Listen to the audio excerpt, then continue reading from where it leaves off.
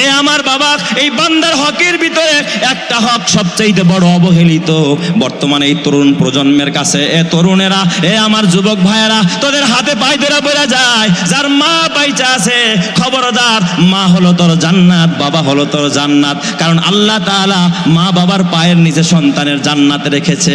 এ আল্লাহর সন্তুষ্টি, মা বাবার সন্তুষ্টির ভিতরে মারে খুশি করবি, বাবারে খুশি করবি। এখন তরুণ সমাজেরা মা বাবারে খুশি করতে পারে না, একটাই মাত্র কারণ তারা আজকে ভারতীয় সিরিয়াল দেখে, স্টার জলসা, জি বাংলা দেখে, তারা আদালতের নামে বিভিন্ন ভারতীয় চ্যানেলগুলো দেখে। সেখানের মধ্যে শিক্ষা দেওয়া হয় কিভাবে ভাগিনা তার মামা নিরে নিয়ে পালায়ন করলো, কিভাবে ভাই তার ভাইয়ের স্ত্রীকে নিয়ে পালায়ন করলো, কিভাবে প্রেম করতে হয়, কিভাবে আরেকজনের স্ত্রীকে পালায়ন করে আনতে হয়, কিভাবে মারে কষ্ট দিল, বাবারে কষ্ট দিল। এই ইতিহাসগুলো সেখানে আপনাদেরকে চর্চা করানো হয়। আজকে সেই কোরআনের চর্চা আপনার ঘরে নাই, হাদিসের চর্চা আপনার ঘরে নাই। আজকে আপনার ঘরের ভিতরে কিতাবের আমল নাই, আপনার ঘরের মধ্যে আজকে নবীর সুন্নাহ নাই, আপনার সমাজের মধ্যে আজকে বেশি বেশি তাফসিরুল কোরআন মাহফিল নাই, কোরআনের আলোচনাগুলো হয় না। আপনার ঘরের মধ্যে 24 ঘন্টা বিজাতীয়দের কালচার আপনার ঘরের মধ্যে 24 ঘন্টা বাজতে থাকে, কোরআনওয়ালাদের আওয়াজ ঘরের মধ্যে বাজে না। যার কারণে সন্তানগুলো মা বাবার হক বাদ দিয়ে এখন বান্ধবীর হক আদায় করে, এবং বিভিন্ন পর নারী, বেগানা নারীদের হক আদায় করে, এবং বিভিন্ন বন্ধু বান্ধবের হক আদায় করে, অথচ মা বাবার হক আদায় করে না। এমন স্বার্থপর সন্তান সমাজের মধ্যে আছে না নাই? মা বাবার হক আদায় করতে চায় না, অথচ কোরআন হাদিস ঘাটলে আমরা যেই জিনিসটা দেখতে পাই, আল্লাহ তাআলা পিতাকে বানাইছে সূর্যের মতো, মাকে বানাইছে আল্লাহ তাআলা চন্দ্রের মতো। কারণ হযরত ইউসুফ পয়গম্বর রাতের বেলায়, রাতের অন্ধকারে স্বপ্ন দেখলেন, পিতার কাছে গিয়া স্বপ্নটা কিভাবে ব্যক্ত করেন, ইজ ক্বালা ইউসুফু লিআবিহি ইয়া আবাতি ইন্নী রাআইতু আহাদা আশারা কাওকাবাও ওয়াশ-শামসা ওয়াল কমারা রাআইতুহুম লি সাজিদিন। ডাক দেয়া বলে, আব্বা আমি রাতের বেলায় স্বপ্নে দেখলাম আকাশের 11টা তারকা, চন্দ্র এবং সূর্য আমার পায়ে সেজদা করতেছে। এখানে পিতাকে সূর্যের সাথে তুলনা করা হয়েছে, মাতাকে চন্দ্রের সাথে তুলনা করা হয়েছে। মুফাসসিরিনে কেরাম বলেন, তোমার পিতা হলো সূর্যের মতো, কারণ তোমার পিতা দিনের বেলায় সারাক্ষণ তোমার জন্য মাথার ঘাম পায়ে ফেলে, সূর্যের আলোতে তোমার বাবা কষ্ট করে, তোমার জীবনে আলো ফুটাইতে চায়, নিজের জীবনের আলোকে নিভাইয়া তোমার বাবা সূর্যের আলোতে থাইকা তোমার জীবনকে আলোকিত করতে চায়। তোমার পড়ালেখার জন্য তোমার বাবা মাথার ঘাম পায়ে ফেললো, নিজের মাথার চুলকে পাকিয়ে দিল। আর তোমার মাকে তুলনা করা হয়েছে চন্দ্রের সাথে, কারণ রাতের বেলায় চন্দ্র কিন্তু মানুষ ঘুমায়, পশু পাখি ঘুমায়, চন্দ্র কিন্তু ঘুমায় না। রাতের বেলায় চন্দ্র জাগ্রত থাকে।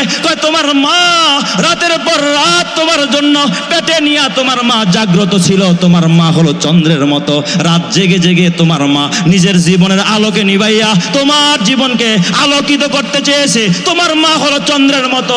এ যুবক ভাই, তোর হাতে পায়ে ধরে বলা যায়। আবার কোন মুফাসসিরিনে কেরাম মায়ের দৃষ্টান্ত, বাবার দৃষ্টান্ত দিয়েছে মোমবাতির মতো, যে মোমবাতি অন্যকে আলোকিত করে নিজের অস্তিত্বকে বিলীন করে দিয়ে, মোম কিন্তু আস্তে আস্তে গলে যায়, নিজের অস্তিত্ব শেষ করে অন্যকে আলো বিলায়।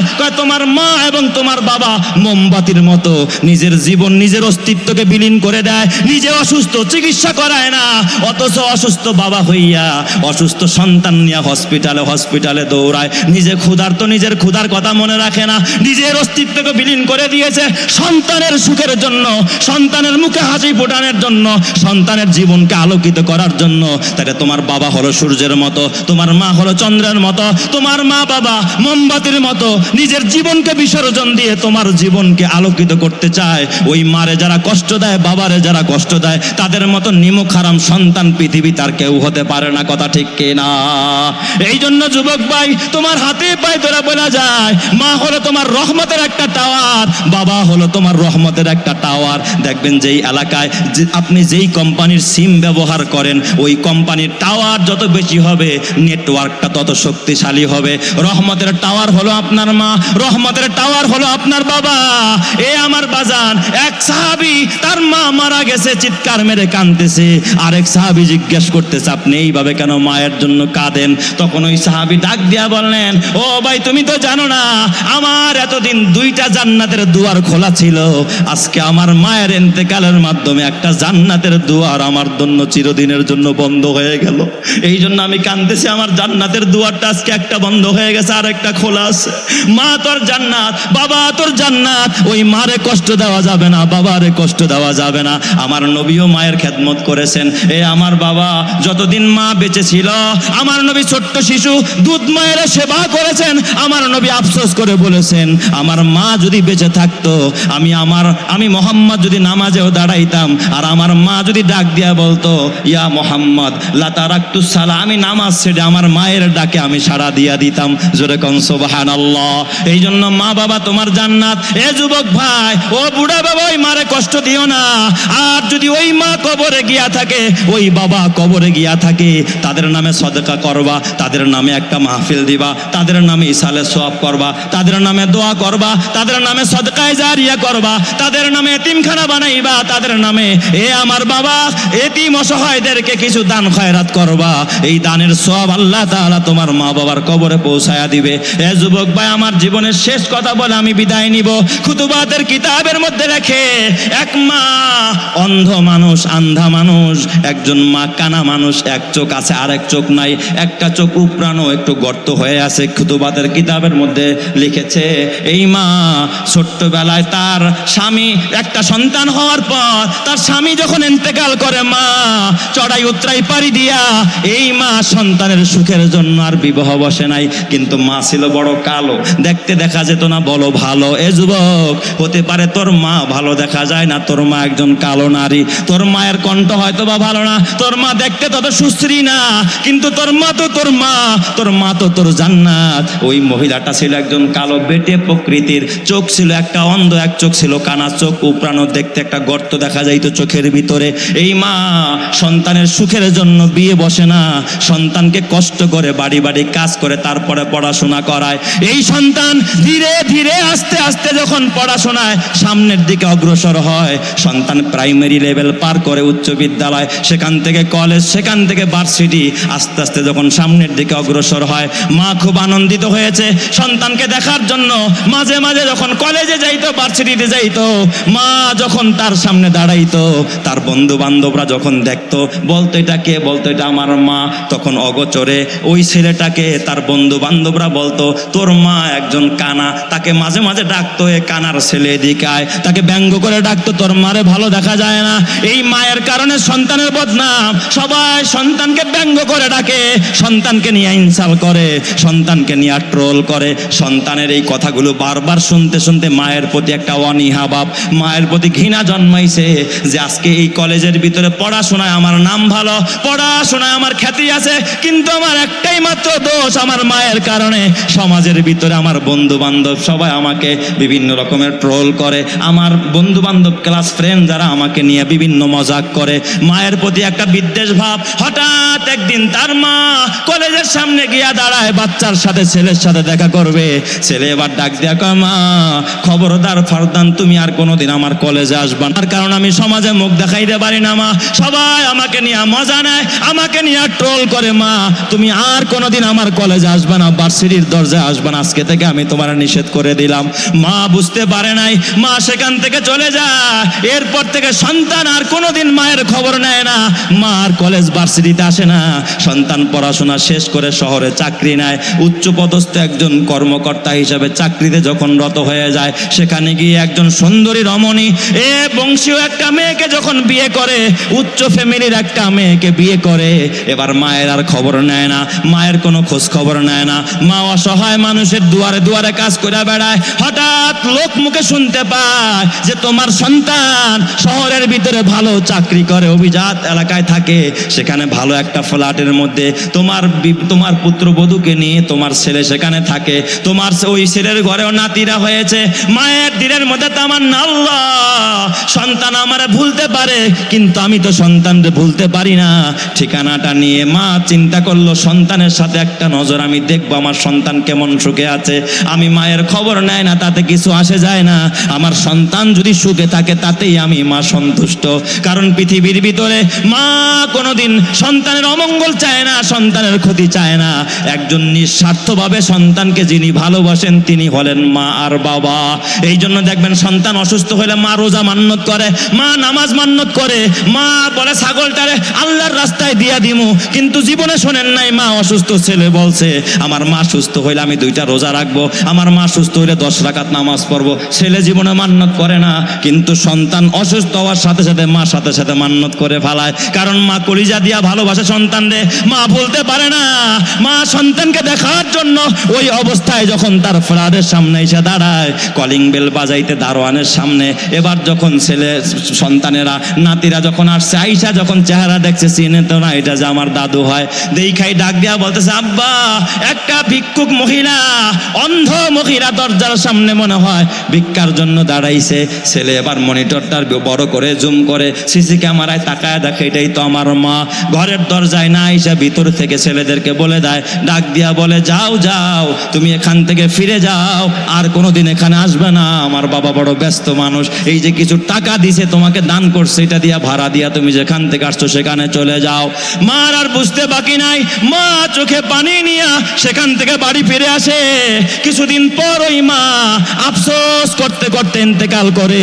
ওই মা মরার আগে একটা চিরকুটের মধ্যে একটা চিঠি লিখে এলাকাবাসীর কাছে চিঠিটা দিয়া তারপরে মা কবরে চলে গেছে। এলাকাবাসী তারা কাফন দাফন করে দিয়েছে। বেশ কিছুদিন পর হঠাৎ সন্তান যে কোনো এক কারণে এলাকার ভিতরে নিজের এলাকায় সম্পদ রক্ষার জন্য যখন এলাকার মধ্যে ঢুকেছে, হঠাৎ প্রতিবেশীরা ডাক দেওয়া কয়, এ যুবক, তোর মা তো গত কয়েক মাস আগে ইন্তেকাল করেছে, তবে তুই তো মারে দেখতে আসলি না, মায়ের খবর নিলি না। তোর মা ইন্তেকালের আগে এই যে একটা খামের মধ্যে ভরে এই চিঠিটা আমাদের কাছে দিয়ে গেছে, তুমি একটু চিঠিটা খুলে দেখো। তখন ছেলেটা সাথে সাথে চিঠি খুললো। চিঠির মধ্যে মা লিখেছে, বাবা আমি তোমার সুখের জন্য ছোটবেলায় তুমি যখন অসুস্থ হয়ে গিয়েছিলে, তোমার টাইফয়েডের জ্বর হয়েছিল বাবা, ডাক্তার বলেছে তোমার একটা চোখ নষ্ট হয়ে গেছে, এই চোখটাকে প্রতিস্থাপন করা হবে, এই চোখের জায়গায় আর একটা চোখ লাগাইতে হবে, নয়তোবা তুমি অন্ধ হয়ে যাবে, আর কোনোদিন দেখতে পাবে না। দুনিয়ার কেউ তোমার চোখ দেয় নাই, আমি মা সেদিন আমার একটা চোখ তোমার সুখের জন্য আমি মা দান করে দিয়েছিলাম, আমি আজকে তোমার জন্য অন্ধ হয়েছি। এ সন্তান, আজকে সেই অন্ধত্ব আমাকে তোমার কাছ থেকে বিদায় করে দিল, কিন্তু কেন আমি অন্ধ হইলাম এই খবর তো নিলে না।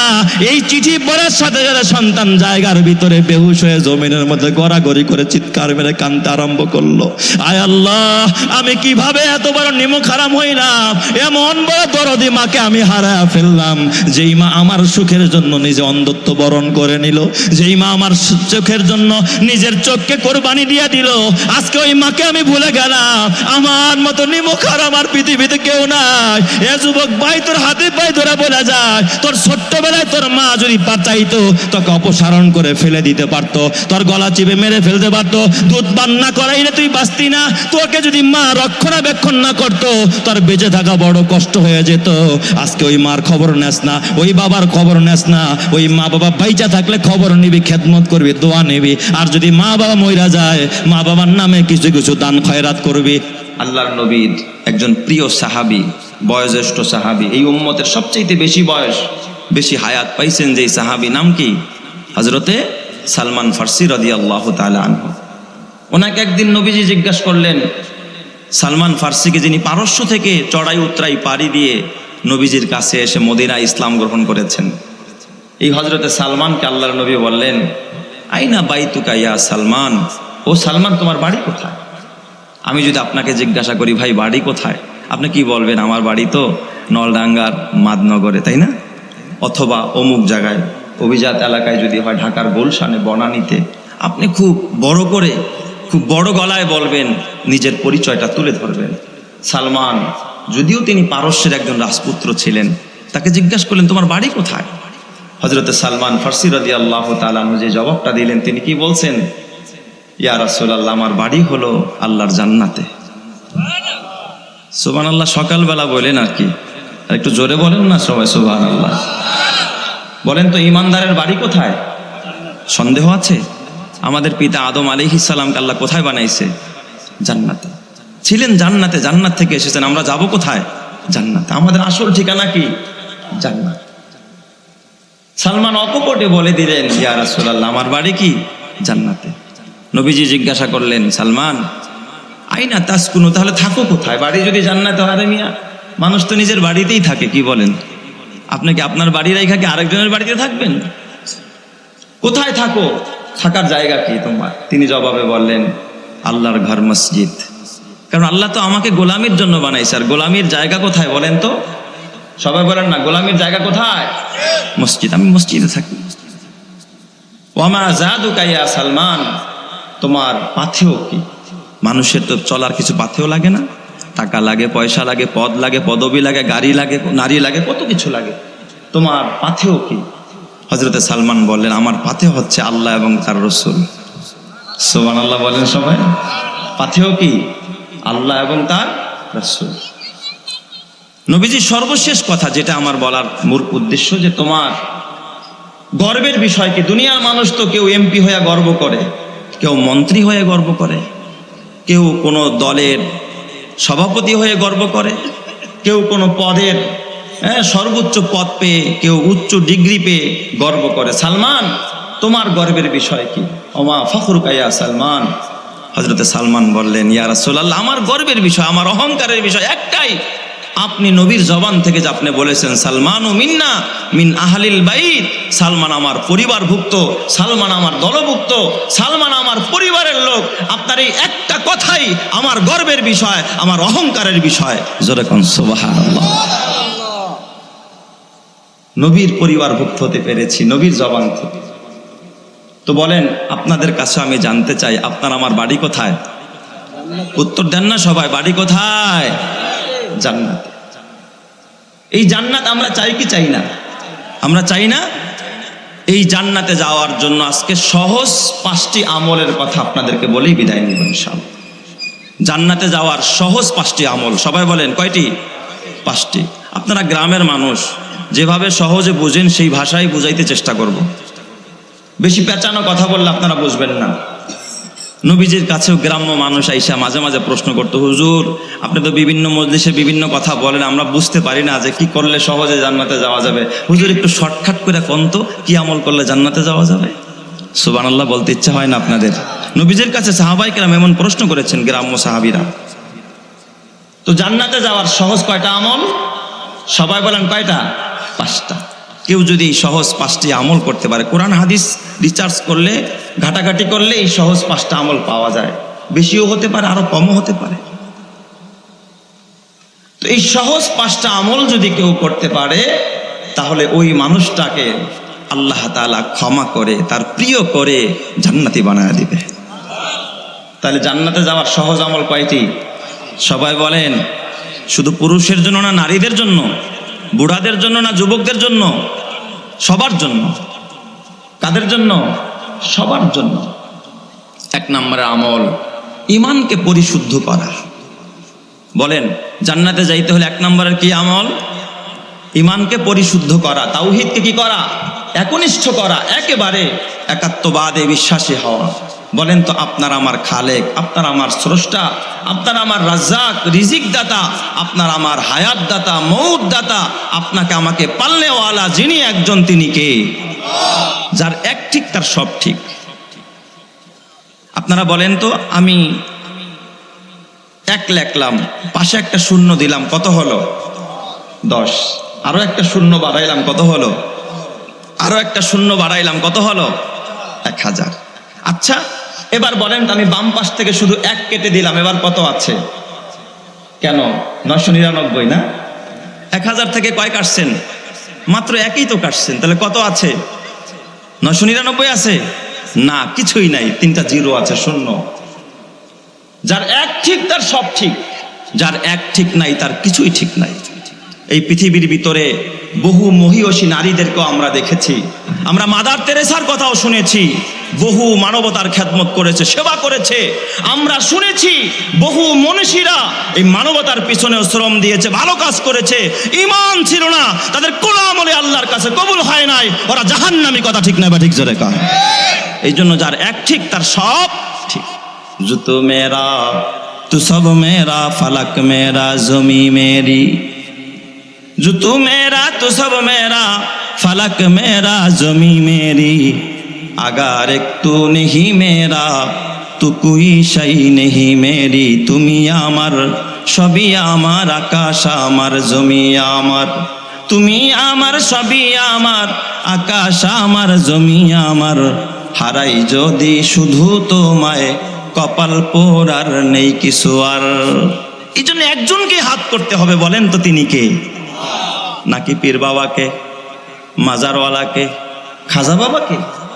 খাজা বাবার কোনো ক্ষমতা আসেনি, খাজা বাবার ক্ষমতা নাই, মাজারওয়ালার ক্ষমতা নাই, কোন মানুষের কোনো ক্ষমতা নাই, আসমানের ক্ষমতা নাই, জমিনের ক্ষমতা নাই, চন্দ্রের ক্ষমতা নাই, সূর্যের ক্ষমতা নাই, কোনো নেতার ক্ষমতা নাই, কোনো জনতার ক্ষমতা নাই। যদি কেউ বলে সর্বময় ক্ষমতার মালিক জনগণ, বলেন তো এটা ইমান? এ বাবা, ইমানের কথা না, ইমান বিধ্বংসী কথা। কথা ঠিক কিনা? বলেন তো সর্বময় ক্ষমতার মালিক কে? কেউ কিছু করতে পারে না, কেউ কিছু দিতে পারে না, কেউ কারো কাছ থেকে কিছু পাওয়া যায় না, শুধুমাত্র একজনের কাছ থেকেই সব কিছু হয়। তিনি কে? এই জন্যই তো আমরা ঈমানের সাক্ষ্য দিতে গিয়ে বলেছি আমানতু বিল্লাহি ওয়া মালাইকাতিহি ওয়া কুতুবিহি ওয়া রুসুলিহি ওয়াল ইয়াউমিল আখিরি ওয়াল কদরি খাইরিহি ওয়া শাররিহি মিনাল্লাহি তাআলা ওয়াল বাসি বাদাল মাউত। এই সব কথাগুলো বিশ্বাস করা, মেনে নেওয়া, স্বীকার করার নামই হলো তাওহীদ, বিশ্বাস করার নামই হলো ঈমান। আর এই কথা যে বিশ্বাস করবে সেই মুসলমান, সেই খাঁটি ঈমানদার। কথা ঠিক না বা ঠিক? জোরে কর। এখন যদি আপনি মসজিদে এসে আল্লাহরে ডাকেন, আবার মাজারে গিয়া পীর বাবারেও ডাকেন, ঈমান আছে না গেছে? মাজারে গিয়া কয় একটি সন্তান দে রে বাবা, একটি সন্তান দে, আছে না নাই? ছেলে হয় না, কই গেছে? মাজারে গেছে। একটি সন্তান দে রে বাবা, একটি সন্তান দে, দুধ কলা আর সিন্নি দিব তোর মাজারে। মাজারে দুধ কলা দিয়া বাবার কাছে যদি কেউ সন্তান চায়, এ বাবা মাজারে দুধ কলা দিয়া যদি ভোটে জিততে চায়, মাজারে দুধ কলা দিয়া যদি সন্তানকে বিদেশ পাঠাইতে চায়, মাজারে ছাগল দিয়া যদি সন্তানের রোগ দূর করতে চায়, বলেন তো সে খাঁটি মুমিন হতে পারে না, ইমানদার হতে পারে না? তার ইমানের মধ্যে ভেজাল আছে না নাই? জোরে কোন আছে না নাই? এই জন্য আমার বাজান খবরদার, ঈমানকে পরিশুদ্ধ করো। ঈমান পরিশুদ্ধ হয় শিরক মুক্ত হওয়ার মাধ্যমে, ঈমান পরিশুদ্ধ হয় কুফরি মুক্ত হওয়ার মাধ্যমে। তোমার ঈমানের মধ্যে কুফরি আছে কিনা দেখো, তোমার ঈমানের ভিতরে কোনো শিরক আছে কিনা। এ মুসলমান, সাহাবায়ে কেরামের ঈমান কেমন দেখো। সাহাবায়ে কেরাম ঘর ছাড়তে রাজি, সাহাবায়ে কেরাম দেশ ছাড়তে রাজি, সাহাবায়ে কেরাম ক্ষমতা ছাড়তে রাজি, সাহাবায়ে কেরাম নিজের মা ছাড়তে রাজি, বাবা ছাড়তে রাজি, কিন্তু সাহাবায়ে কেরাম কোনোদিন ঈমান ছাড়তে রাজি হয় নাই। কথা ঠিক কিনা? তারা ঈমান ছেড়েছে? ঈমান ছাড়ে নাই। নিজের মাতৃভূমি, জন্মভূমি ছেড়েছে, সন্তান ছেড়েছে, নিজের বুকের তাজা রক্ত ঢেলে দিয়েছে ইসলামের জন্য, কিন্তু বাতিলের সামনে মাথা নত করে নাই, আপোষ করে নাই, ঈমানকে ছাড়ে নাই। কথা ঠিক না বা ঠিক? যাবে কা। আর আজকে আমরা মুসলমান ওই এনজিওদের কাছ থেকে সামান্য একটু চাঁদা পাইলে, এক প্যাকেট বিরিয়ানি পাইলে, এক প্যাকেট সিগারেট পাইলে ঈমান বিক্রি করে দেই। আমরা ওই দুর্বল ঈমানদার। কথা ঠিক না বা ঠিক? যাবে কা।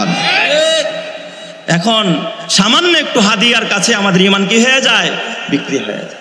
ঈমানের পথে অবিচল থেকে আমার মরণ যেন হয়, তোমারই কাছে মিনতি আমার, মহামহিম দয়াময়।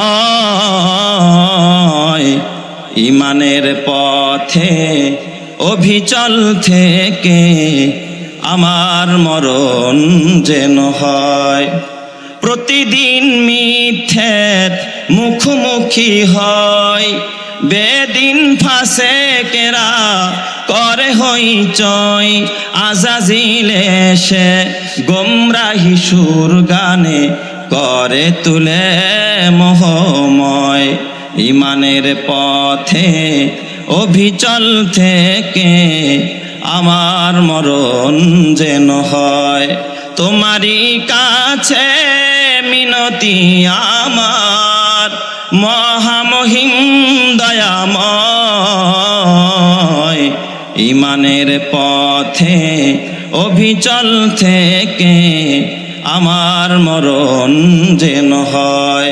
জোরে জোরে বলি আমিন, আরো জোরে বলি আমিন। আল্লাহ তুমি কবুল করে নাও। জোরে বলি আমিন। তাহলে বলেন তো, এক নম্বরে জান্নাতে যাওয়ার সহজ আমলের 5টি আমলের 1 নম্বর আমল হলো ঈমানকে পরিশুদ্ধ করা। ঈমানকে কি করা? পরিশুদ্ধ করা। 2 নম্বরের আমল, আপনি যদি শর্টকাট আমল করে খোদার জান্নাতে যেতে চান, 2 নম্বরের আমল হলো 5 ওয়াক্ত নামাজকে সুন্দর করে আদায় করা। কয় ওয়াক্ত নামাজ? আরো জোরে বলেন, কয় ওয়াক্ত? ইমানের পরে সবচাইতে গুরুত্বপূর্ণ ইবাদতের নাম হলো নামাজ। আন আব্দুল্লাহ ইবনে মাসউদ রাদিয়াল্লাহু তাআলা আনহু قال سألت النبي صلى الله عليه وسلم আইয়ুল আমালি আহাব্বু ইলাল্লাহ। হযরত আব্দুল্লাহ ইবনে মাসউদ থেকে বর্ণিত, তিনি বলেন, আমি বিশ্ব নবী, মানবতার নবী, রহমতে আলম নবীকে প্রশ্ন করলাম, আল্লাহর কাছে সবচেয়ে পছন্দের আমল কি? আল্লাহর নবী জবাব দিলেন, নবীজি আমার উত্তরে বললেন, আস-সালাতু আলা ওয়াক্তিহা। 5 ওয়াক্ত নামাজকে ওয়াক্ত মতো আদায় করা, সময় মতো আদায় করা, এই আমলটা আল্লাহর কাছে সবচেয়ে পছন্দের আমল, সবচেয়ে প্রিয় আমল। জোরে কোন সুবহানাল্লাহি ওয়া বিহামদি। তাইলে সমস্ত আমলের মধ্যে সেরা আমল, আল্লাহর পছন্দের আমলের নাম হলো 5 ওয়াক্ত নামাজ ওয়াক্ত মতো আদায় করা। আল্লাহ তাআলা কুরআনুল কারীমের মধ্যে বলেন, ওয়াল্লাযীনা হুম আলা সালাওয়াতিহিম ইউহাফিজুন। যারা 5 ওয়াক্ত নামাজকে হেফাজত করে, মানে যথা সময় আদায় করে, ওয়াক্ত মতো আদায় করে, উলাইকা হুমুল ওয়ারিসুন। যারা সময় মতো 5 ওয়াক্ত নামাজ আদায় করবে, আল্লাহ বলে ওরা অধিকার হয়ে যাবে, ওরা ওয়ারিস হয়ে যাবে। প্রশ্ন হয়, আল্লাহ কিসের ওয়ারিস হবে? আল্লাহ তাআলা ডাক দিয়া বলে, আল্লাযীনা ইয়ারিসুনাল ফিরদাউসা।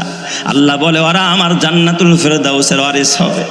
প্রশ্ন হয়, আল্লাহ দুনিয়ার মানুষ বাবা মারা গেলে ছেলে সম্পদের ওয়ারিস হয়, ছেলে মারা গেলে নাতি ওয়ারিস হয়, আল্লাহ এই জান্নাতকে আবার কেউ ছিনায় নিয়ে যাবে কিনা?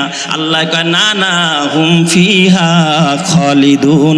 ওই জান্নাতের মধ্যে চিরকাল থাকবি, অনন্তকাল থাকবি, তোর জান্নাত কোনোদিন তোর হাত থেকে ছিনায় নিতে পারবে না। চিৎকার মেরে কন্না আল্লাহু আকবার।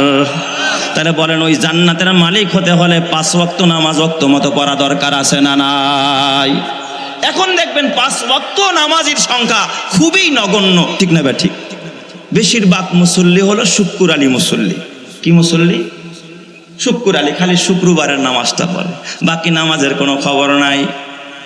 শুক্রবারের নামাজ দিয়ে মুক্তি পাওয়া যাবে না। শুধুমাত্র সাপ্তাহিক মুসল্লি হয়ে খোদার জান্নাতে যাওয়া যাবে না। কিছু আছে বাৎসরিক মুসল্লি, শুধু ঈদের নামাজ পড়ে, আছে না নাই? 2 ঈদের নামাজে যায়, আর কোনো নামাজ পড়ে না। কিছু আছে শুধু জানাজার নামাজ পড়ে, অন্য কোনো নামাজ পড়ে না। কিছু আছে শুধু মাগরিবের নামাজ পড়ে, অন্য কোনো নামাজ পড়ে না। কিন্তু কসম আল্লাহর, তুমি যদি খোদার জান্নাতে যাইতে চাও, 4 ওয়াক্ত নামাজ পড়েও জান্নাতে যাইতে পারবা না, 4.5 ওয়াক্ত নামাজ পড়েও জান্নাতে যাইতে পারবা না। 5 ওয়াক্তের মধ্যে 5 ওয়াক্তই পড়তে হবে। যেই মানুষটা 5 ওয়াক্ত নামাজ পড়ে না, ওই মানুষটা জান্নাতে যাওয়ার কোনো সুযোগ নাই। কথা ঠিক কিনা? এই জন্য নামাজ পড়তে হবে কয় ওয়াক্ত? 5 ওয়াক্ত। তবে বাবা, নামাজ তো অনেকেই 5 ওয়াক্ত পড়ে, কিন্তু তার নামাজ কবুল হয় না। নামাজ যদি কবুল করতে হয়, নামাজ যদি আল্লাহর কাছে পছন্দের হতে হয়, নামাজটা হতে হবে সুন্দর নামাজ। কয় সুন্দর নামাজ কাকে বলে? কয় সুন্দর নামাজ হলো এমন নামাজ যেই নামাজটা হবে রিয়া মুক্ত। নামাজ কি হবে বলেন? রিয়া মুক্ত। রিয়া বুঝেননি? মানুষ দেখানি, লোক দেখানি। কিছু নেতা আছে সমাজের মধ্যে সারা জীবন নামাজের খবর নাই, নির্বাচন যখন আসে, ভোটাভুটি যখন আসে, 1 ওয়াক্ত নামাজ 2 বার পড়ে। কথা কয় না? আছে না নাই? সালাম তখন আর মুখ থেকে সালাম যায় না। ওরে বাপ রে বাপ, তখন মানুষেরও সালাম দেয়, গরুরেও সালাম দেয়। আমার এলাকার এক নেতা সন্ধ্যাবেলা গেছে, ভোট চাইতে আর কি। তো ভোট চাইতে গেছে, খড়কুটা আছে না, এই যে খড়ের পালা, গরু একটা বাঁধা ছিল। ওই নেতা আবার একটু চোখে কম দেখে বলে চশমা আনে নাই। হঠাৎ দেখে খসখস খসখস আওয়াজ। তো সে ভাবতেছে হয়তো বা খড়কুটা নাড়তেছে, কোনো এখানে ভোটার আছে। যাক, আসসালামু আলাইকুম। পাশের থেকে এক পাতি নেতা ডাক দেয়া, কয় স্যার, ওস্তাদ আপনি কারে সালাম দেয়? কয় কথা কইস না, ভোটার আছে। কয় ভোটার না, এটা তো একটা গরু। তো নির্বাচন আসলে তখন শুধু মানুষরে না, কারে সালাম দেয়? গরুরেও সালাম দেয়। আর যখন নির্বাচন চলে যায়, তখন সালাম কালামের কোনো খবরও। রাগ করতেছেন আপনারা? বেজার হইতেছেন আমার কথায়? আমার ভাইয়ারা, ওই রকমের যদি সিজনালি নামাজি হয়, ওই নামাজ দিয়া খোদার জান্নাত পাওয়া যাবে না। নামাজটা হতে হবে সুন্দর নামাজ। সুন্দর নামাজ কারে কয়? পরিপূর্ণ নামাজ কারে কয়? আল্লাহ তাআলা সূরাতুল মুমিনুনের শুরুতে কয় কদ আফলাহাল মুমিনুন আল্লাযীনা হুম ফি সলাতিহিম খাশিউন। আল্লাহ তাআলা বলেন নির্ঘাত নিশ্চয় ওই মুসল্লি সফল, ওই ঈমানদার সফল যেই ঈমানদার খুশু খুজুর সাথে বিনয় ও নম্রতার সাথে নামাজ আদায় করে। এখন আমরা নামাজ পড়ি কিন্তু আপনার আমার নামাজ খুশু খুজুর নামাজ হয় না, ঠিক না ভাই? ঠিক, আপনার আমার নামাজ এখন খুশু খুজুর নামাজ হয় না। এখানে একটা ব্যাখ্যার বিষয় ওলামায়ে কেরাম ভালো বুঝবেন, খুশু খুজু কি জিনিস। এই খুশু খুজুর ব্যাখ্যা দিতে গিয়ে অনেক ওলামায়ে কেরাম বাড়াবাড়ি করে। অনেকে বলে এমন ভাবে নামাজ পড়ো তুমি জমিনে আসো না আসমানে আসো, নিজেই বলতে পারো না। এ আমার বাজান, এটাকে খুশু খুজু বলা হয় না। ইসলাম কিন্তু কোনো অসাধ্য জিনিসকে মানুষকে সাধন করতে আল্লাহ তাআলা বলে নাই, লা ইউকাল্লিফুল্লাহু নাফসান ইল্লা উসআহা। আল্লাহ তাআলা মানুষের সাধ্যের বাহিরে কোনো হুকুম আল্লাহ তাআলা দেয় নাই। আল্লাহর বিধান না, নিজাম না, কারো উপরে অসাধ্য কোনো বিষয়কে কি করতে বলবে? সাধন করতে বলবে। এই হুকুম আল্লাহ কখনো দেয় না। তো আপনি আসমানে না জমিনে এইভাবে নামাজ পড়া কি আদৌ সম্ভব? এটাকে তো হালাত ইস্তেগরাক বলে। হালাত ইস্তেগরাক মানে মারেফাতের সাগরে ডুইবা নামাজ পড়া। এটা যদি কারো ভিতরে থাকে আলহামদুলিল্লাহ ভালো, না থাকলে কোনো সমস্যা নাই। আমার নবীর মধ্যে এই হালাত ছিল। হাদিস খুললে পাওয়া যায় বিশ্ব নবীর মধ্যে হালাত ইস্তেগরাক ছিল, খুশু খুজু ছিলই তো ছিল, পাশাপাশি হালাত ইস্তেগরাকও ছিল। আমার নবী এমনভাবে নামাজ আদায় করতেন, তিনি যে এখন কোথায় আছেন আল্লাহর মারেফাতের সাগরে এমনভাবে ডুব দিতেন পৃথিবীর কিছুই তার খবর থাকতো না। মা আয়েশা সিদ্দিকা রাদিয়াল্লাহু তাআলা আনহা বলেন, আমার নবীজি বিশ্ব নবী আমার রুমের ভিতরে একদিন আমার সাথে কথা বলতেছিলেন। ইতিমধ্যে আজান হয়ে গেছে, নবীজি কথা নাই, পাশ থেকে উঠে চলে গেলেন। মসজিদ থেকে রুম থেকে বের হয়ে যাচ্ছিলেন। আমি পিছন থেকে ইশারা দিয়া ডাকলাম, ইয়া রাসূলুল্লাহ ইনা তাযহাবু। নবীজি আপনি কোথায় যান? ইয়া রাসূলুল্লাহ আপনি কোথায় যান? নবীজি আমার পিছনের দিকে মা আয়েশার দিকে ঘাটটা ফিরায়া জিজ্ঞাসা করলেন, মান আনতি, তুমি কে? হযরতে আয়েশা কয়, কি রে? আমি তার বিবি। হে আমারে জিগা আমি কে? তার মানে নবীজি আমারে চিনে না নাকি অ্যাক্টিং করতেছে? নবী কি অ্যাক্টিং করে নাকি? নবী জিজ্ঞাসা করতেছে, মান আনতি, তুমি কে?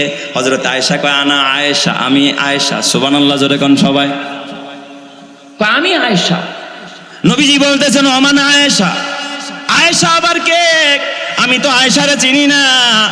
মা আয়েশা আশ্চর্য হয়ে ডাক দিয়া কয়, জাওজাতুকা ইয়া রাসূলুল্লাহ, আপনার বিবি হযরতে আয়েশা। নবীজি কয়, ওমান জাওজাতি, আমার বিবি আবার কে? আমার বিবিরে চিনি না। কয়, বিনতু আবি বকর, আবু বকরের কলিজার টুকরা কন্যা হযরতে আয়েশা। কয়, ওমান আবা বকর, আবু বকর আবার কে? আমি আবু বকরকে চিনি না। বিশ্ব নবী এবার ডাক দিয়া বলতেছে, আয়েশা ডাক দিয়া বলতেছে, ইবনু কুহাফা, কুহাফার ছেলে আবু বকর। ওমান কুহাফা, কুহাফা আবার কে? আমি কুহাফারে চিনি না। মা আয়েশা আর দেরি নাই, বুঝতে বাকি নাই। আমার নবী অ্যাক্টিং করে না। আরে নবীর কি হলো? নবী আমারে চিনে না, আমার বাবা হযরত আবু বকররে চিনে না, আমার দাদা কুহাফারে চিনে না।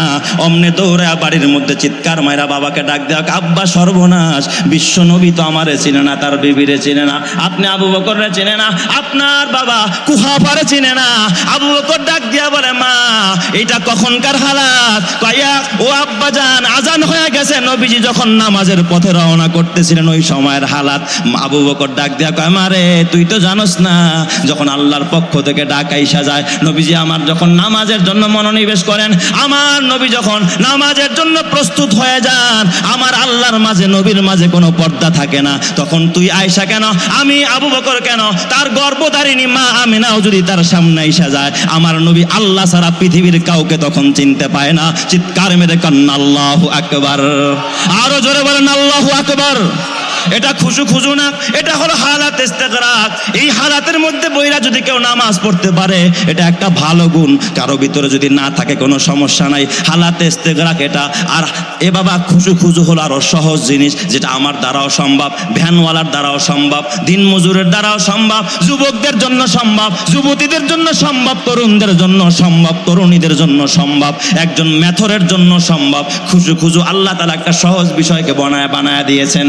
এ বাবা বাবা আল্লামা ইবনে আবিদিন শামী ফতোয়ায়ে শামীর ভিতরে খুশু খুজুর ব্যাখ্যা দিয়েছেন, এবং আল্লামা বাবা ফতোয়ায়ে আলমগীরের ভিতরে খুশু খুজুর ব্যাখ্যা দেওয়া আছে। খুশু খুজু হলো 3 অঙ্গকে একত্রিত করে নামাজ পড়ার নাম। কয় অঙ্গ? জোরে কোন কয় অঙ্গ? 3 অঙ্গ একসাথে করে নামাজ পড়ার নাম হলো খুশু খুজু। 1 নম্বরে হলো তোমার জবান, 2 নম্বরে তোমার কান, 3 নম্বরে তোমার কল্পনা। তার মানে তোমার জবানে যা থাকবে তুমি কানেও তাই শুনবা, কল্পনাও তা থাকবে। আমাদের মুসলমান জবানে কয় আল্লাহু আকবার, অন্তরে আল্লাহু আকবার থাকে না, কানেও আল্লাহু আকবার থাকে না। জবান দিয়া পড়া আলহামদুলিল্লাহি রব্বিল আলামিন, কানে কিন্তু আলহামদুলিল্লাহর আওয়াজ থাকে না, কানে শুনে বাহিরের আওয়াজ, আর কল্পনায় থাকে দোকান কয়টায় খুলবো, বাসায় গিয়া কি খাবো, কখন বাজারে যাব, আজকে বাজার থেকে কি কি ক্রয় করবে, এই সমস্ত কল্পনা করে। ওই নামাজ খুশু খুজুর নামাজ নয়। এই জন্য আল্লাহ তাআলা বলেন কদ আফলাহাল মুমিনুন আল্লাযীনা হুম ফি সালাতিহিম খাশিউন। ওই মুমিন সফল যেই মুমিন খুশু খুজুর সাথে নামাজ আদায় করে। চিৎকার মেরে কোন সুবহানাল্লাহ। তাহলে বলেন তো খুশু খুজুর নামাজ পড়া দরকার আছে না নাই? এই জন্যই তো কিছু নামাজি যারা খুজু খুজুর সাথে নামাজ পড়ে না, ওদের জন্য নামাজ পড়া ওরা জাহান্নামে যাবে। আল্লাহ তাআলা বলেন ফাওয়াইলুল লিল মুসাল্লিন আল্লাযীনা হুম আন সালাতিহিম সাহুন আল্লাযীনা হুম ইউরাউনা ওয়া ইয়ামনাউনাল মাউন। যারা মানুষ দেখানোর জন্য নামাজ পড়ে, ওই নামাজ তারা জান্নাতে নিতে পারবে না, বরং নামাজ পড়তে হবে একজনের জন্য, তিনি কে? এ যুব সমাজের যুবক ভাইয়েরা, তোমার হাতে পায়ে ধরা বলি, মাহফিল দিয়েছো, বড় সুন্দর উদ্যোগ, বড় ভালো কাজ, 5 ওয়াক্ত নামাজও পড়তে হবে। ও বুড়া বাবারা, তোমাদেরকে বলি তোমরা নামাজ পড়ো, ভালো কাজ, পাশাপাশি মাহফিল করা এটাও ভালো কাজ। ও তরুণেরা, তোমাদের হাতে পায়ে ধরা বলি, সমাজের ভিতরে সবাইকে নিয়ে যদি সংঘবদ্ধভাবে একত্রিত হয়ে যদি নামাজ আদায় করতে পারো, ধর্মীয় কাজগুলো যদি আদায় করতে পারো, এই সমাজের মধ্যে শান্তি আর রহমত দান করবেন যিনি। জোরে কোন তিনি কে? আরো জোরে বলেন তিনি কে? আপনাদের কি ক্ষুধা লাগছে নাকি ভাই? ঘুমে ধরছে? আমি কি ছেড়ে দিব না আরেকটু চালাবো? কষ্ট হবে না তো ইনশাল্লাহ? আল্লাহ তুমি কবুল করো। কয়টা বললাম? 2টা। 1 নম্বরে বললাম ইমানকে পরিশুদ্ধ করা, 2 নম্বরে 5 ওয়াক্ত নামাজকে সুন্দরভাবে আদায় করা, 3 নম্বর অন্য যে ফরজ বিধানগুলো আছে সেগুলোকেও যথারীতিভাবে আদায় করা। যেমন রমজানের রোজা রাখা, মাল থাকলে জাকাত দেওয়া, মাল থাকলে হজ করা, এই অন্য ফরজ বিধানগুলোকে যথারীতিভাবে আদায় করা, এই আমলগুলো করা। এ যুবক ভাই, ও বুড়া বাবা, পর্দার মা, রমজানের রোজা রেখেছো, এই রোজা এমন একটা গুরুত্বপূর্ণ ইবাদত। সিজনারি কিছু ইবাদত আছে, তার মধ্যে অন্যতম একটা ইবাদত হলো রোজা। দেখবেন সিজনারি ফল খাইলে শুধুমাত্র মানুষের ক্ষুধা নিবারিত হয় তা না, বরং রোগ প্রতিরোধের ক্ষমতা বাড়ে। ঠিক না বে ঠিক? মৌসুমি ফলের মধ্যে বিজ্ঞান লেখে, সায়েন্স লেখে, আধুনিক বিশ্ব লেখে যে সিজনারি ফল খাইলে মানুষের রোগ প্রতিরোধের ক্ষমতা বাড়ে। কেউ যদি মৌসুমি ইবাদত করে, যেমন রমজানের রোজা, হজের সময় হজ, জাকাতের সময় জাকাত, এই মৌসুমি ইবাদতগুলো যদি কেউ করে, আল্লাহ তাআলা তাকে গুনাহ প্রতিরোধের ক্ষমতা বাড়ায়া দিবে। ওই মানুষকে দিয়ে আল্লাহ গুনাহ করাবে না, বরং নেকি করায়া মানুষটাকে আল্লাহ জান্নাতি বানায়া দিবে। জোরে কোন সুবহানাল্লাহ। এই জন্য একটা ইবাদত যেন, ফরজ ইবাদত অন্তত যেন আমার দ্বারা ছুটে না যায়। 4 নম্বর আমি সংক্ষেপ করে দিলাম, 4 নম্বর আমল। 4র্থ নম্বর, যদি আপনি সহজে জান্নাতে যেতে চান, জান্নাতে যাওয়ার সহজ আমলের মধ্যে 4 নম্বর আমল হলো হালাল খাওয়া। গুরুত্বপূর্ণ কথা, হালাল খাওয়া। এটা কিন্তু বাবা অনেকের দিলে কষ্ট লাগা যাইতে পারে। এখন আমরা হালাল খাইতে চাই না, এখন আমরা হালাল খাইতে চাই না, এখন ঘরেও হারাম খায়, ব্যবসায়ও হারাম ঢুকায়, সুদি কারবার করে। বলেন তো, সুদ খাওয়া হালাল না হারাম? মানুষ ঠকায় অর্থ উপার্জন করা হালাল না হারাম? ধোকা দিয়া মিথ্যা কথা বইলা ব্যবসা করা হালাল না হারাম? মিথ্যা কথা বইলা যদি কেউ টাকা বাড়ায় নেয়, হালাল না হারাম? অন্যের জায়গা, অন্যের মাল যদি জোর জবরদস্তি দখল করে, হালাল না হারাম? চাঁদাবাজির টাকা হালাল না হারাম? হারাম খাওয়া, নামাজ পড়া এটা সহজ কাজ। এ আমার বাবা, ইমানকে পরিশুদ্ধ করা এটা সহজ কাজ, কিন্তু হালাল খাওয়া আমি যত সহজে বললাম অতটা সহজ নয়। কারণ আমার পাশের দোকানদার যখন বেশি বেশি কামায়, অমনি আমার মাথা নষ্ট হয়ে যায়, কেমনে আমি বেশি কামাই করব। আমার পাশের ভাইটা যখন ডাইন বাম করে বেশি কামাইয়া 5 তালা বিল্ডিং বানায়, আমার মাথা নষ্ট হয়ে যায়, আমি কেমনে বিল্ডিং বানাবো। এ নিয়ে প্রতিযোগিতায় নামে, প্রতিযোগিতা করতে গিয়া সুদও খায়, প্রতিযোগিতা করতে গিয়া ঘুষও খায়, প্রতিযোগিতা করতে গিয়া হারাম কামায়, হারাম কামাইয়া তারপরে এই টাকা যদি দানও করো, কসম আল্লাহ, হারাম মালের দান আল্লাহ তাআলা কবুল করে না। তিরমিজির এক হাদিস শোনো, আল্লাহর নবী বলেন, লা তুকবালু সলাতুন বিগাইরি তুহুরিন ওয়ালা সাদাকাতুম মিন গুলুল। হারাম মালের সাদাকা আল্লাহ তাআলা কোনোদিন কবুল করে না। তাহারাত ছাড়া যেমন নামাজ হয় না, হালাল ছাড়া সাদাকাও কবুল হয় না। তুমি এখন যখন 1 লক্ষ টাকা একটা জায়গায় দিছো, পরের বার দেখবা তোমারে ওটার প্রধান উদ্বোধক বানায়া দিছে। এই লোভ কি সামলানো যায় নাকি? এই লোভ সামলানো যায় না। এরপরে নির্বাচনের সময় মনোনয়ন তুমি কিনে আনছো 3 কোটি দিয়া। এবার তোমার লোভ কেমনে কামাই করবা? যেখানে পারো যেমনে পারো হারাম কামাইলা, অথচ হারাম মাল খায়া যদি নিজের শরীরের রক্ত মাংস বানাও, আল্লাহর রাসূল বলেন, লা ইয়াদখুলুল জান্নাতা জাসাদুন গুজিয়া বিল হারাম। যেই দেহের মধ্যে রক্ত মাংস হারাম দ্বারা গঠিত হবে, ওই দেহ কশ্চিন কালেও খোদার জান্নাতে যেতে পারবে না। যতই নামাজ পড়ো কপালে দাগ লাগায় ফেলছো, যতই তুমি হজ করো, যতই কোরবানি করো, যত বড় গরুটাই কোরবানি দাও না কেন, কিন্তু হারাম মাল কামাই করছো, হারাম পথে উপার্জন করছো, হারাম খাইছো, তোমার এই দান আর ইবাদত, তোমার নামাজ রোজা কিছুই আল্লাহর কাছে কবুল হবে না। সব যদি কবুল করাইতে হয়, বলেন তো হালাল খাওয়ার কোনো বিকল্প নাই, কথা ঠিক কিনা?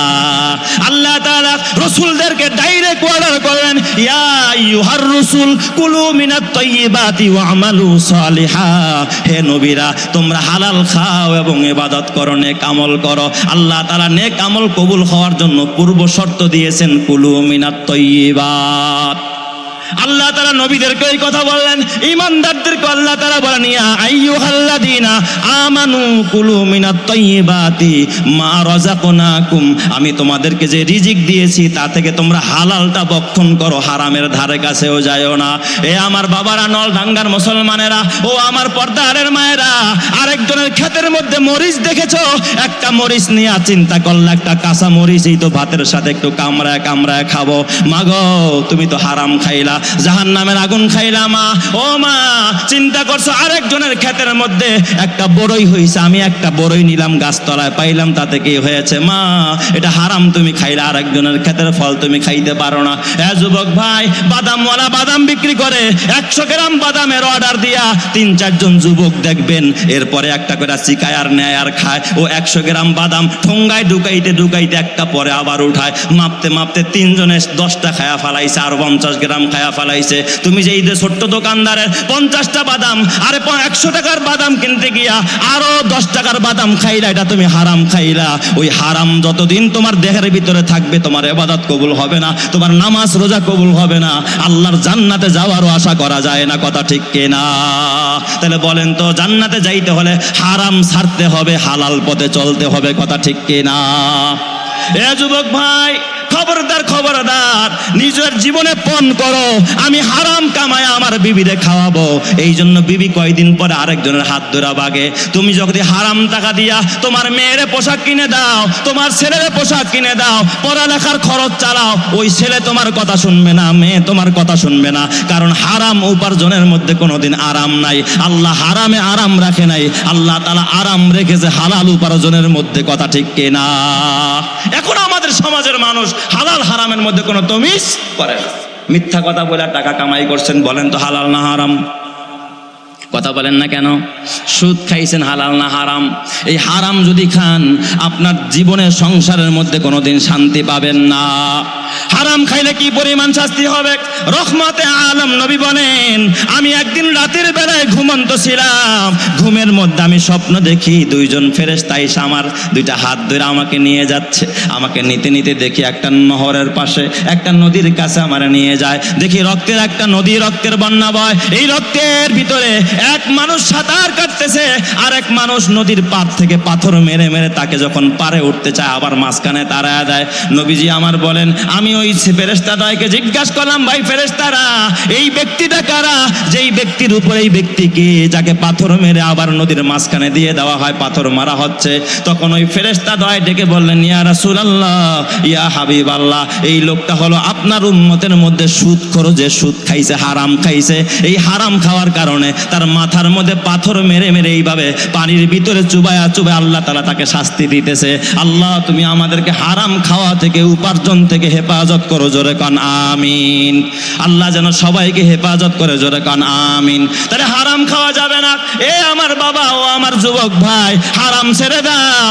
পাঁচতলা বাড়ি বানাইলা, তালা যত বেশি হবে জ্বালা তত বাড়বে।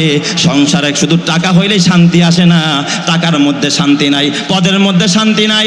এ আমার বাবা, এক আল্লাহর বান্দা মুচি মানুষ এক রাজ পরিবারের বাসার সামনে, ধনী ব্যক্তির বাসার সামনে জুতা সেলাই, জুতা কালি করে হঠাৎ করে চিন্তা করতেছে, হারে এই বাদশা বাড়িওয়ালা না জানি কত বড় জমিদার, কত বড় টাকাওয়ালা, কত সুখে আছে। একদিন ওই মুচি এই চিন্তা করতেছে আর জুতা সেলাইতেছে আর আল্লাহর নামের জিকির করতেছে, তসবিহ পড়তেছে আর মনে মনে হাসে আর মাঝে মাঝে দেখে মনের আনন্দে গজল গায়, নাশিদ গায়। হঠাৎ জমিদার বাড়ির থেকে বের হয়েছে। জমিদার কয়, দেখি তো এই মুসি বেড়ায় গুনগুন করে কি গায়। কাছে গিয়া দেখে আনন্দের নাশিদ গায়। কাছে গিয়া জিজ্ঞাসা করলে, এই বেটা তোর মনে এত ফুর্তি কেন, এত আনন্দ কেন? কয়, আমার কোনো কষ্ট নাই, কোনো পেরেশানি নাই, আমি বড় আনন্দে আছি, আল্লাহ আমারে খুব ভালো রাখছে। মুসি যে জুতা সেলাই, আল্লাহ অনেক ভালো রাখছে। এই কথা শোনার পরে এই জমিদার বেচারায় সফর মুলতবি করে ঘরে ঢুকছে। বিবিরে ডাক দিয়া কয়, বিবি গো, জীবনে শুনলাম না কেউ বলল সে বড় সুখী। রাজায়ও কয় আমি বড় দুঃখী, প্রজায়ও কয় আমি বড় দুঃখী, বাড়িওয়ালাও কয় সমস্যা, ভাড়াটিয়াও কয় সমস্যা, জমিওয়ালাও কয় সমস্যা, এই জমিতে যে কামলা খাটে সেও কয় সমস্যা। কথা ঠিক কিনা? কেউ কয় না আলহামদুলিল্লাহ আল্লাহ অনেক ভালো আছি। এই কথাটা কারো মুখে শোনা যায় না। রাজায় কয়, এই লোকটা বড় সুখী, তো একটা কাজ করো, পরে আমরা কিছু স্বর্ণ মুদ্রা হাদিয়া দিই। একটা তহবিলের ভিতরে, একটা পোটলার ভিতরে কিছু স্বর্ণ মুদ্রা দিছে। নিয়া কয়, নাও এই যে এটার মধ্যে কিছু স্বর্ণ মুদ্রা আছে, তোমার হাদিয়া দিলাম, উপরে হুকুম দিলাম, বাড়ি নিয়ে যাও, সুখের দিন কাটাও। লোকটা চিন্তা করলো, আরে স্বর্ণ মুদ্রা হাদিয়া পাইছি, তাহলে তার জুতার কালির বাক্সটাই না লাভ নাই। আজকে আর জুতার বাক্স নেয় নাই, ওখানেই বাক্সটা রাইখা স্বর্ণের পোটলাটা নিয়ে একবার দৌড়ায় বাসায় গেছে। বাসায় গিয়া বিবি জিগায়, কেউ আমাগো এই আমাগো যে পুঁজি পাটটা সেটা কোথায়, বাক্সটা কোথায়? কারণ তার জীবনের পুঁজি কি এক বাক্স, ওই যে কালি কিছু মুসুনি থাকে, এটাই হলো তার সম্বল। কয় ওটা কোথায়? কয় আরে বিবি কথা কইস না, আসলটা নিয়ে আসছে আজকে। কি আনছো? কয় কইস না, কেউ যেন না শোনে, এটার মধ্যে কিছু স্বর্ণ মুদ্রা আছে, জমিদারে আজকে আমার হাদিয়া দিস। এখন তো বিবি পেরেশান, আরে আমাকে ভাঙা ঘর, ঘরে নাই একটা কোনো সিটকারি, নাই কোনো দরজা, নাই কোনো জানালা, এই ঘরের মধ্যে আমরা স্বর্ণ কেমনে রাখবো? এক জায়গায় লুকায়া রাখো। স্বামী স্ত্রী পরামর্শ করে এক জায়গার মধ্যে লুকায়া রাখছে। দেখবেন ঘরে যখন দামি কিছু থাকে, গাছের পাতাও যদি পড়ে মনে হয় যেন আসমান থেকে একটা ঠাড়া পড়ছে। কথা কয় না কেন? রাতের বেলায় ঘুমাইছে, হঠাৎ করে গাছের পাতা পড়ছে একটা উঠানের উপরে, অমনি চমকে উঠছে। বিবি ডাক দেখা, স্বামীরও মনে হয় নিয়ে গেছে। কয় না, তাড়াতাড়ি বাতি জ্বালায় উঠে দেখে না, জাগা মতোই আছে, এখনো কেউ নেয় নাই, মনে করছে চোরে নিয়ে গেছে আর কি, ঘুম ভাঙছে আর কি। কিছুক্ষণ পর তাহলে কাজ করে এখান থেকে সরাই আরেক জায়গায় রাখো, মনে হয় চোরে দিয়ে খেলাইছে, আরেক জায়গায় রাখছে। কিছুক্ষণ পর ওই যে শিকা আসে না, ঘরে ভাত খাইতে ঢোকে, তরকারি খাইতে ঢোকে, ও মাথা দিয়ে এইভাবে করে ওই পাতিলার মধ্যে ঘষতেছে। ও কয় এই যে নিয়ে গেল, আবারও ঘামছে। ঘুম ভাঙার পরে এখন কয়, স্বামী আমার নিয়ে যায়, ওই দেব স্বর্ণ মুদ্রা সব শেষ, তাড়াতাড়ি ওঠো। ওইটা এখন কয় আজকে আর ঘুমাম না, লাইট জ্বালায় বসে রয়েছি। সকালবেলা দুইজনের মন খারাপ, মাথা নষ্ট, মাথা ব্যথা, চোখ ব্যথা। এখন বউ ডাক দেয়া কয়, স্বামী গো একটা কাম করো, রাজার ধন রাজার এই দিয়ে আসো, জমিদার এই দিয়ে আসো, আমাকে শান্তির বাক্সে আমাকে ঘরে নিয়ে আসো। ওই শান্তির বাক্সের মধ্যে এত শান্তি, রাতের বেলায় ঘুমাই জীবনে একটু ঘুম ভাঙে না। চিৎকার মেরে কন্যা আল্লাহু আকবার। তাহলে বলেন সম্পদের ধনের মধ্যে এই ভাই শান্তি নাই? যার যত তালা বেশি তার তত জ্বালা বেশি। কথা ঠিক না বে ঠিক? যার সম্পদ যত বেশি তার ঘুম হয় না, ঘুমের ট্যাবলেটটা খাইলে তার ঘুম হয় না। হারাম কামাই কইরা যদি তোমার তোমার এই মাথার গাম পায়ে ফেলে হারাম কামাই করে যদি দুনিয়ার মধ্যে অশান্তিতে ভোগ করো, কসম আল্লাহর মৃত্যুর পরে যদি তোমার এই সম্পদ তোমার জাহান্নামের আগুনে জ্বালায়া দেয়, এই সম্পদের কারণে যদি জাহান্নামে যেতে হয়, দুনিয়াতেও সম্পদের কারণে কষ্ট করলা, চিন্তা করলা, ঘুমকে হারাম করলা, আখেরাতে যদি সম্পদ তোমাকে জাহান্নামে যাওয়ার কারণ হয়, তাহলে তোমার মতো হতভাগা এই জমিনের মধ্যে আর কেউ হতে পারে না। কথা ঠিক কিনা? তাহলে বলেন তো হালাল উপার্জন করা দরকার আছে না নাই? 4 নম্বরে যেটা বললাম, জান্নাতে যাওয়ার সহজ আমলের মধ্যে চতুর্থ আমল হলো হালাল খাওয়া, হারামকে বর্জন করা। আর 5ম নম্বরে যেটা বলে আমি বিদায় নিব, সর্বশেষ আমল, সেটা হলো বান্দার হক, হুকুকুল ইবাদ গুলোকে যথারীতিভাবে আদায় করা। আমাদের সমাজের ভিতরে কিছু কিছু মানুষ আছে যারা আল্লাহর হক আদায় করে কিন্তু বান্দার হক আদায় করে না। এই আমার বাবা, তুমি যদি জান্নাতে যেতে চাও, বান্দার হক আদায় করতে হবে, বান্দার হক যথাযথভাবে আদায় করতে হবে। কয় বান্দার হক কি? কয় তুমি যদি স্বামী হও, বিবির হক আদায় করো, তুমি যদি বিবি হও, স্ত্রীর আরে স্বামীর হক আদায় করো, তুমি যদি স্বামী হও, বিবির হক আদায় করো, তুমি যদি ভাই হও, ভাইয়ের হক আদায় করো, তুমি যদি নেতা হও, জনগণের হক আদায় করো, তুমি যদি মা হও, বাবা হও, সন্তানের হক আদায় করো, তুমি যদি সন্তান হও, পিতামাতার হক আদায় করো, তুমি যদি একজন বাড়িওয়ালা হও, প্রতিবেশীর হক আদায় করো, তুমি যদি একজন মালিক হও, তোমার অধীনস্থ কর্মচারীদের হক আদায় করো। তুমি যদি হক আদায় করতে না পারো, কিয়ামতের ময়দানে বান্দার হকের কারণে তোমাকে জাহান্নামের আগুনে জ্বলতে হবে। কথা ঠিক না ঠিক? জোরে কন। আমাদের সমাজে অনেক ভাই আছে, অনেক বোন আছে, আল্লাহর হক আদায় করে, নামাজ পড়ে, রোজা রাখে, যাকাত দেয়, হজ করে, কথা ঠিক, কিন্তু বান্দার হক আদায় করে না। আল্লাহর নবী একদিন বলতেছে, ওয়াল্লাহি লা ইউমিন, ওয়াল্লাহি লা ইউমিন, ওয়াল্লাহি লা ইউমিন। আল্লাহর নবী কয়, আল্লাহর কসম সে ঈমানদার না, আল্লাহর কসম সে ঈমানদার না। কিলা ওমান লা ইউমিন ইয়া রাসূলুল্লাহ, কে ঈমানদার না?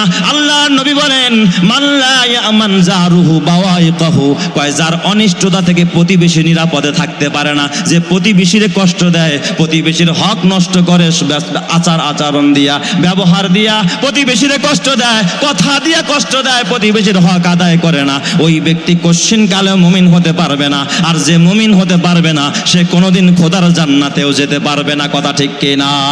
তাহলে